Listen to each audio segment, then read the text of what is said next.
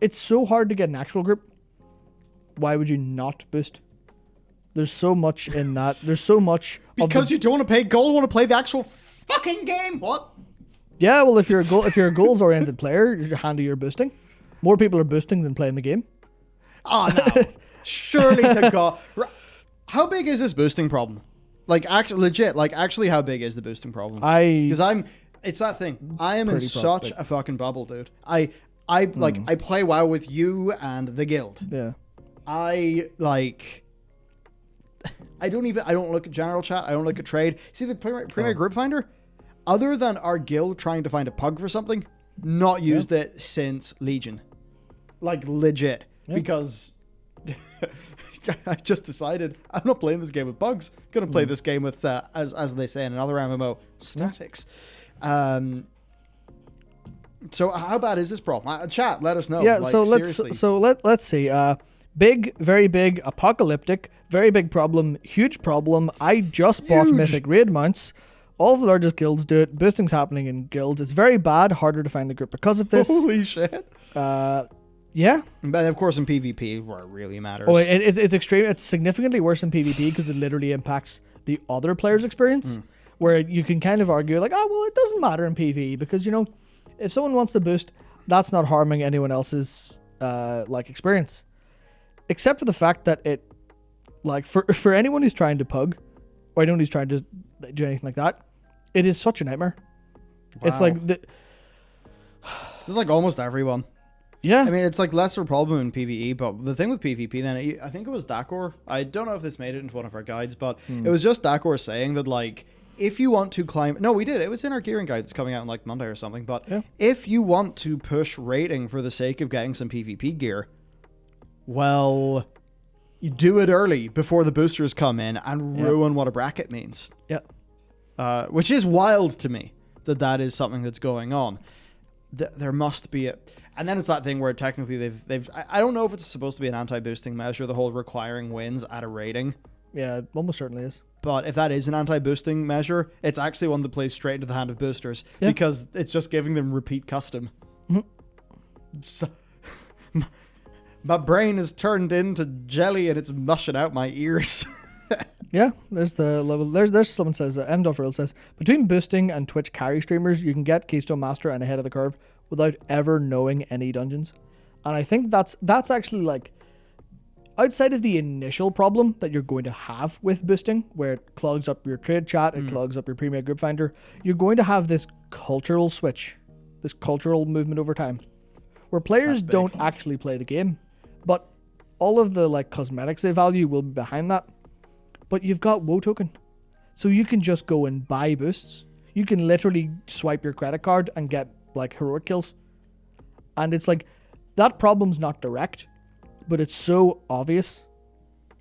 Yeah. And it's kind of awkward because it implies that people aren't enjoying the game as much as they're playing it more for the extrinsic reason of the cosmetics and the achievements than the intrinsic, I want to play the game. Which is kind of fair for, like, players who aren't at that difficulty level. How much does a boost cost? I was looking this up the other day for research. Not that I'd ever do it, but there's loads of people are fairly cheap. Like, fairly cheap. In spite of there being actual footage of my character killing Sire Deathrace, there's lots of conspiracy theories that the heroic boost is in fact, or the heroic kill is in fact a boost. I mean, if your heroic kill was a boost, where's my gold? Yeah. Yeah. I was third in the DPS meter. Could have been worse. Actually, that's the new guild rule. Yeah. That's the new guild rule. If you're below par, you've got to pay the rest of the raid. Yeah, we've just worked it out. Perfect. Yeah, so, like, boosts are fairly cheap all in, especially considering WoW token and general gold inflation. If people are still trucking on big amounts of gold from, like, WoD days and stuff like that, and Legion stuff. But now that's so wild. You could still be going on your, like, your WoD gold because you got 10 characters or garrisons and just went completely mad. Oh, I kind of did that. Yeah, I mean, it's like I've not looked at trade chat in months. I disable it every character I'm on. I immediately turn it off, the chat window, because there's no value in it. It's purely people's, like, it's purely, like, advertisement. And that is, it's completely untenable as far as the game's concerned. And I think it's, like, it's weird. one of the biggest problems that I think is extremely difficult to address Oh from yeah, like Blizzard's end, but goes it out of place also in this one. yeah, Yeah. How do but you? it's also a nightmare because it completely devalues anything. And one of the things that, that makes it kind of funny is how easy it is to get the boost really cheap because of how many people you can carry. It's a case where, you know, if you've got a couple of raiders, if you've got like 10 mythic raiders, you could probably take, maybe less, you could take a full group of like an extra 20 boosted people through Nathia Heroic because the damage is you kill it in the same speed you would a regular kill because these people have so much stuff. And it's just kind of it's interesting because there is like a little bit of me that's all just like, well, this is a virtual world. We should be able to sell services in exchange for currency. Yeah. But then there is just that weird sort of thing of like how it ends up impacting the game overall. Yeah. And that's what really gets me.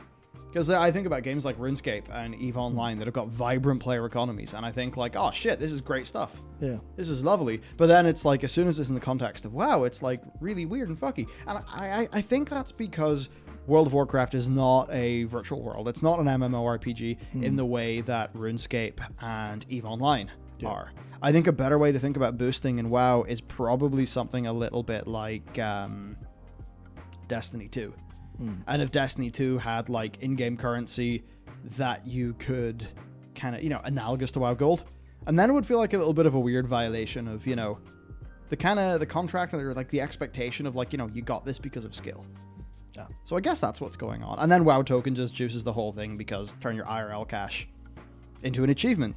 Yeah, which is kind of weird because I don't know. But it's weird because, like, even if we removed WoW Token from the equation, would Matt or Michael find boosts more palatable? A little bit. Yes, but there's kind of two angles to that. If WoW Token was removed, then you could get RMT, and you could nuke anyone even close to RMT.